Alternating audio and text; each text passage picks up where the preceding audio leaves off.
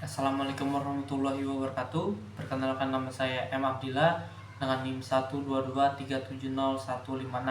Pada kali ini saya akan membahas mata kuliah pengantar estimasi sumber daya pada minggu ke-6.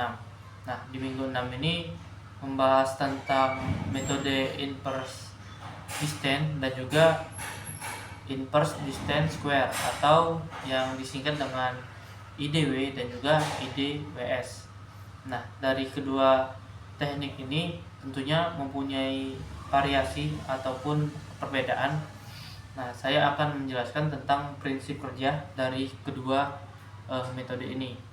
Nah, yang pertama adalah IDW, yang mana metode ini memberikan bobot yang lebih besar pada titik sampel yang dekat dengan titik yang akan didestimasi, dan juga bobot yang kecil pada sampel akan lebih jauh. Nah, prinsip dasarnya pada metode ini, semakin dekat dari suatu titik sampel, maka akan didestimasi, dan juga kalau misalkan semakin besar pengaruhnya terhadap nilai estimasi. Nah, kalau misalkan untuk IDWS merupakan penggambaran dari IDW, di mana bobot yang diberikan terbaik dari akurat jarak.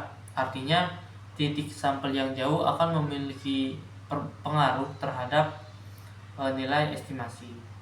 Untuk kelebihan dan juga pengurangan dari kedua metode ini, yang pertama itu sederhana ataupun mudah dipahami dan juga diimplementasikan secara relatif sederhana. Nah, untuk keduanya dapat digunakan dengan berbagai jenis data spasial.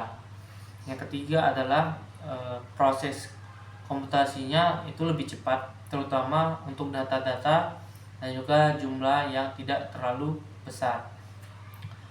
Ada juga yang pastinya kekurangan dari setiap metode. Nah, untuk kekurangan dari kedua metode ini, kualitas yang dihasilkan dari estimasi ini bergantung pada kualitas dan juga distribusi data sampel. Jika data sampel tidak responsif, maka hasil estimasinya bisa tidak akurat atau bias. Yang kedua, metode ini mengasumsikan bahwa hubungan spasial antara titik-titik itu bersifat isotropik atau sama dari segala arah. Padahal dalam kenyataannya seringkali terdapat anisotropi atau hubungan spasial itu berbeda-beda tergantung arahnya. Nah, dalam metode ini juga tidak memperhitungkan efek batasan pada sampel, sehingga hasil estimasi yang digunakan batas area mungkin kurang akurat.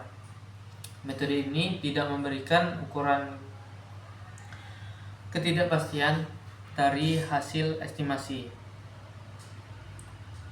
Nah, aplikasi dalam pertambangan sendiri itu, yang pertama adalah estimasi kadar mineral, yang mana ini memperkirakan cadangan atau kadar mineral pada blok-blok tambang untuk perhitungan cadangan.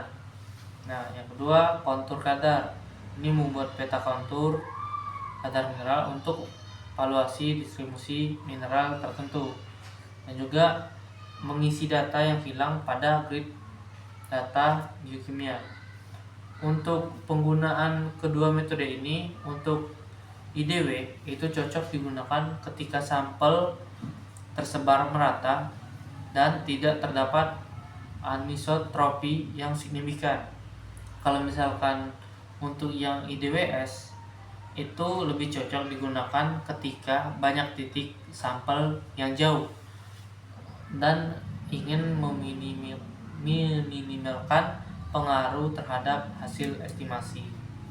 Nah, perlu diingat bahwa pemilihan metode ini tergantung pada karakteristik dan juga tujuan analisis, dan juga validasi. Hasil validasi ini harus selalu divalidasi karena data sampel yang independen untuk memastikan tingkat akurasinya.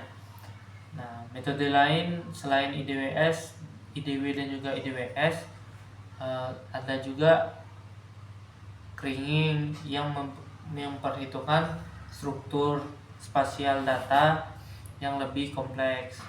Nah, kesimpulan dari kedua metode ini bahwasannya IDW dan juga IDWS merupakan alat yang digunakan untuk pertambangan, memperkirakan nilai dari suatu nilai variabel pada lokasi yang belum diambil sampelnya.